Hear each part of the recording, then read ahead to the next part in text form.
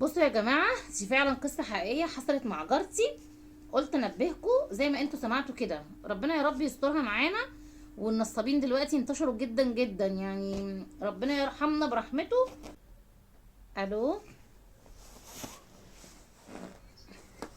الحمد لله يا حبيبتي كويسه، انتوا عاملين ايه؟ بصي النهارده شفتي اللي حصل عندنا. ايه اللي حصل؟ واحده جارتنا، واحد اتصل بيها وهي في الشغل وقال لها انا من شركه فودافون. المهم قال لها احنا عايزينك دلوقتي ضروري تيجي الشركه عشان خطك هيقف. فهي عيني البنت خافت لحسن خطيبها اتصل بيها وقالت له ايه، طب انا ما ينفعش، انا في شغلي مش هينفع اسيب الشغل. قال لها لازم ضروري، طب تعرفي اي مكان فوري؟ راحت قالت له اه اعرف، في هنا جنبي. قال لها طب خلاص روحي اي مكان فوري وكلميني من هناك، بس يكون في فودافون كاش. وكلميني من هناك وانا ايه، وانا هقولك تقولي له ايه. المهم هي بنتي يعني بتاعت عندها 20 سنة ومخطوبة، وبالرغم ان حصل المصايب دي كتير. المهم ايه، راح قال لها تعالي لي. راحت يعني قال لها روحي قصدي اي مكان بتاع ايه فودافون كاش. راحت للسنترال. قال لها اول ما وصلت السنترال كلمته.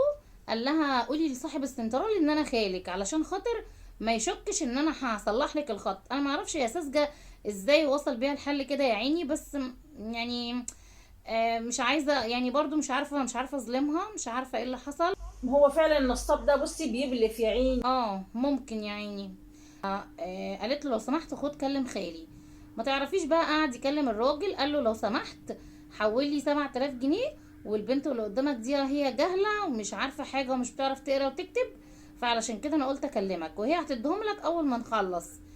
راح محول له 7000 جنيه وهو كمان غبي. يعني انت ما تسألها فين فلوسك.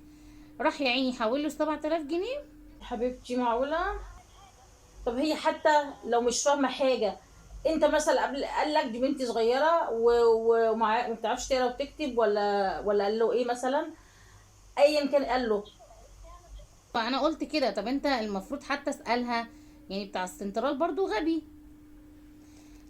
المهم ايه قال لها، راح قال لها انا حولت له 7000 جنيه وقال لي ان هم ال 7000 جنيه معاكي.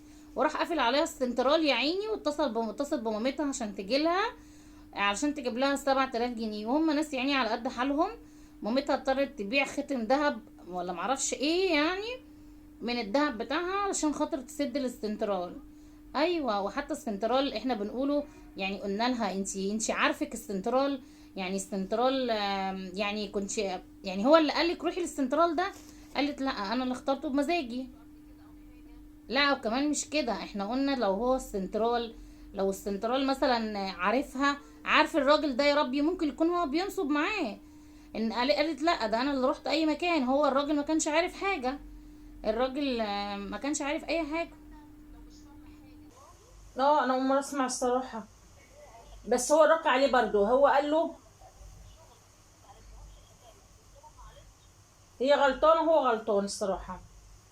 والله لا انا سمعتها صراحة قبل كده، بس هي يا عيني اكيد ما كانتش تعرف. وحتى كمان لما استأذنت من الشغل ما قالت لهمش الحكاية، قالت لهم معلش.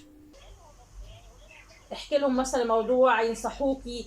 اي المفروض مثلا تشور مثلا اللي معاها الاول، راح يا جماعه اعمل كذا، اقول لك طب ازاي يا بنتي مثلا في كذا كذا. سبحان الله، حظها بقى يا عيني. اهو خد منها يا عيني ال 7000 جنيه. وقال لها انا ماليش ذنب. هو المفروض صراحة كان النص عليه ونص عليها، بس هو ممكن يقولك، لا هو ممكن يقولك ايه طيب، ما هي ممكن تكون مشتركة معاه، يعني برضو بتاع السنترة اللي يثق فيها ازاي. هي من ناحيتها هو بيقول ممكن تكون هي مشتركة معاه. حسبي الله ونعم الوكيل في كل حد نصاب او حرامي. ان هي غلبانة وهو جه عليها وربنا ينتقم منه يعني. بس